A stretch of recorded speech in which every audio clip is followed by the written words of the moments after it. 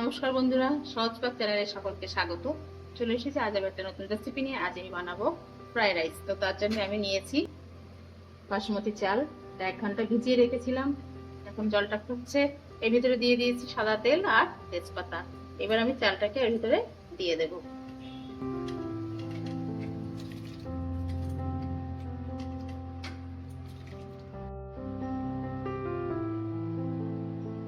দিয়ে দিচ্ছি লবণ। তো দেখো বন্ধুরা, আমার ভাতটা 80% হয়ে গেছে। আমি এবার ভাতটাকে নামিয়ে নেব। দেখো বন্ধুরা, আমি ভাতটা নামিয়ে নিয়েছি। একটু মেলে রেখে দিলাম, ভাতটা চলে যাবে, ঝরঝরে হয়ে যাবে। এরকম হয়ে ভাতটা করে নিয়েছি। বন্ধুরা দেখো, আমি রাইস করার জন্য একটা কড়া বসিয়েছি। এবার এটাতে আমি কড়াটা প্রথম ভালো করে গরম করে নিয়েছি। এবার এটাতে আমি একটু সাদা তেল দিয়ে দেব।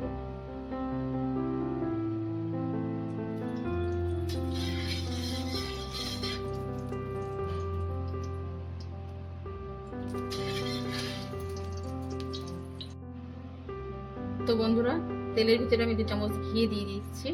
ঘিটা দিলে টেস্টটা বেশি হবে।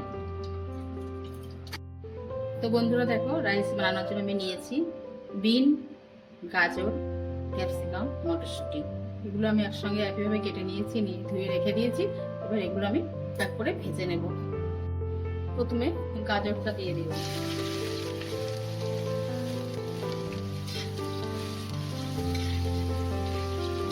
গাজরটা অল্প একটু ভেজে নিয়ে তারপরে এর মধ্যে দিয়ে দেবো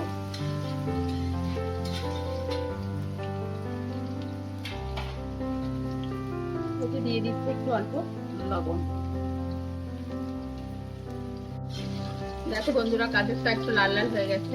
এর ভিতরে আমি এবার বিনটা দিয়ে দিচ্ছি।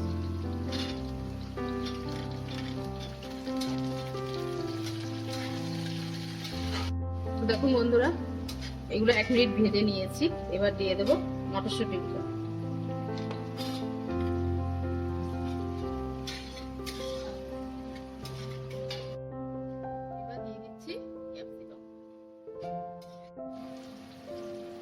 তো বন্ধুরা দেখো, আমি এক্স্যাক্টলি 2 মিনিট ভেজে নিয়েছি। এবার এগুলোকে তুলে নেব।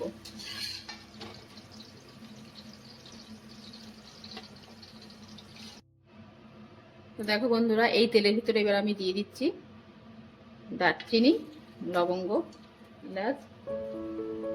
এর ভিতরে এবার আমি ভাতগুলোকে দিয়ে দেব।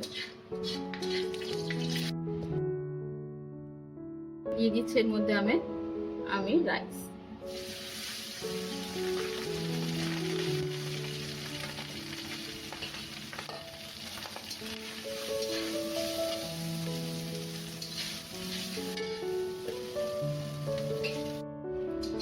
তো বন্ধুরা দেখো, এবার এই ভাতের ভিতরে আমি দিয়ে দেব ভেজে রাখা বিন, গাজর, মটরশুঁটি।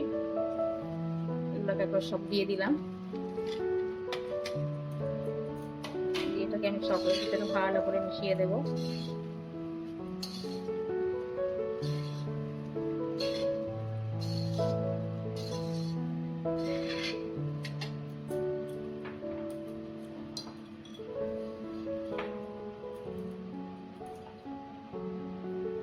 দিয়ে দিলাম চিনি।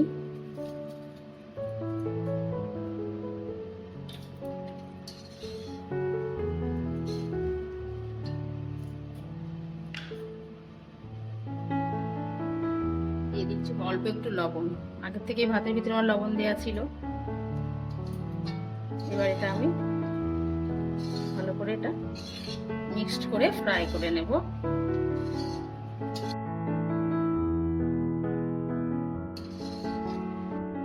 তো বন্ধুরা দেখো, আমার ফ্রাইড রাইস হয়ে গেছে।